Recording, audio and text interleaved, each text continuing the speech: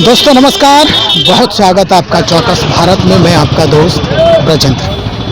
भाई, उपेंद्र कुशवाहा की पार्टी 2 दिवसीय बैठक कर रही है। बैठक के दौरान कई तरह के समीक्षा हो रहे हैं। कल भी बैठक थी, आज भी बैठक है और आज कई बातों पर चर्चा होगी। उसके बाद खुद उपेंद्र कुशवाहा मीडिया से रूबरू होंगे।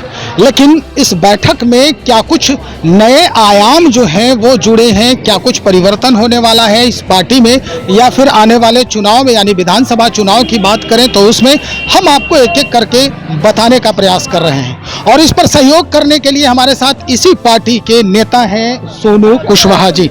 सोनू कुशवाहा जी से हम बातचीत कर रहे हैं। सोनू कुशवाहा जी, क्या कुछ परिवर्तन होने वाला है? क्योंकि 2 दिन से बैठक चल रही है आपके यहाँ। बैठकों में बहुत सारी बातें जो हैं वो हुई होंगी, कई तरह के परिवर्तन होने वाले हैं। विधानसभा चुनाव को लेकर कई तरह के परिवर्तन होने वाले हैं। क्या कुछ नए आयाम जुड़ने वाले हैं? देखिए, सबसे पहले मैं बताना चाहता हूं कि आज जो बैठक 2 दिनों से चल रही है राष्ट्रीय लोक मोर्चा का, ये बैठक हम लोगों का पार्टी का निजी बैठक है, जिसमें हम लोग काराकाट लोकसभा के साथ साथ बिहार में सभी 40 सीट पर क्यों जीते और क्यों हारे, विशेषकर हारी हुई सीट पर समीक्षा कर रहे हैं कि क्यों हारे।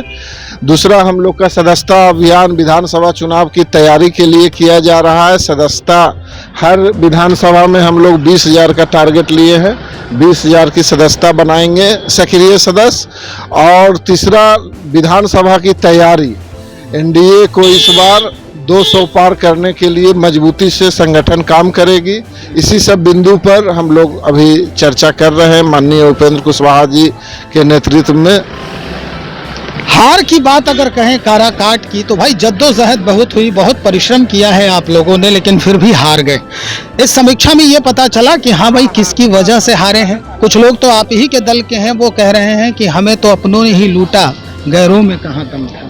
निश्चित रूप से ये मामला तो जांच में आ गया है कि, लेकिन इसमें हम लोग आप लोगों से इस विषय पर बात नहीं कर पाएंगे। इस बात को हम लोग एनडीए का राष्ट्रीय नेतृत्व है, उनके सामने माननीय नेता दिल्ली में रख चुके हैं बात को, और निश्चित रूप से उसका रिजल्ट भी आएगा।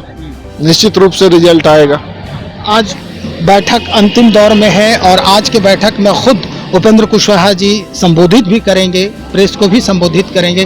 क्या कुछ नए परिवर्तन के साथ सामने आएंगे? वो सभी बात माननीय उपेंद्र कुशवाहा जी ही बताएंगे। लेकिन एक बात मैं और बताना चाहता हूं आपके चैनल के माध्यम से कि जिस तरह से नीट के एग्जाम में राष्ट्रीय जनता दल के लोगों ने जिस तरह से हंगामा बिहार में करने का काम किया, ठीक है, नीट में गड़बड़ी हुई है। भारत सरकार का एजेंसी सीबीआई तत्परता से काम करके गिरफ्तारी भी लगभग हो चुकी है और उसमें किसी को बख्शा नहीं जाएगा। नीट के एग्जाम में नीट के छात्रों के साथ न्याय निश्चित रूप से की जाएगी। लेकिन हम आपके चैनल से मांग करना चाहते हैं कि पाटलिपुत्रा के माननीय सांसद मीसा भारती जी, मतलब राजनीतिक गलियारों में ऐसा चर्चा है कि उनका भी जो एमबीबीएस की डिग्री है निश्चित रूप से फर्जी है, और एक मेडिकल के डॉन हुआ करते थे, डॉन प्रोडक्ट का ही डिग्री है। राष्ट्रीय जनता दल के लोगों से हम मांग करेंगे कि उनकी भी जांच आप लोग कराइए, और निश्चित रूप से जांच होना चाहिए। हम अपनी ओर से भी मांग करते हैं बिहार सरकार और भारत सरकार से। 2025 में विधानसभा का चुनाव है। विधानसभा के चुनाव में चूंकि एनडीए में है आप, एनडीए का धर्म भी आपको निभाना है। कितने सीटों पर आप लोग अपना झंडा लहराने वाले हैं? देखिए, हम लोग एनडीए के साथ हैं और गठबंधन धर्म से जो भी सीट मिलेगा उस पर हम लोग मजबूती से चुनाव लड़ेंगे। और एक बात बता देना चाहते हैं कि काराकाट से हम लोग चुनाव हारे नहीं हैं। साजिश हम लोगों के साथ रचने का काम किया गया है, उस साजिश के कारण हम लोगों ने चुनाव हारा है। लेकिन हम लोग दिल से चुनाव नहीं हारे हैं। और काराकाट में माननीय उपेंद्र कुशवाहा जी ने जो वादा किया था, डेयरी में रेल कारखाना, इग्नो का क्षेत्रीय कार्यालय खुलेगा, और जो भी सभी वादा, ओबरा में कालीन फैक्ट्री में जो भी मदद दी जाएगी, वहाँ की जनता को केंद्रीय विद्यालय खोला जाएगा, जो सभी वादा है माननीय उपेंद्र कुशवाहा जी अभी भी उन सभी वादों को भारत सरकार के माध्यम से करवाने का काम करेंगे और काराकाट की जनता उपेंद्र कुशवाहा और हम लोगों के दिल में है और हम लोग भी काराकाट के जनता के दिल में है।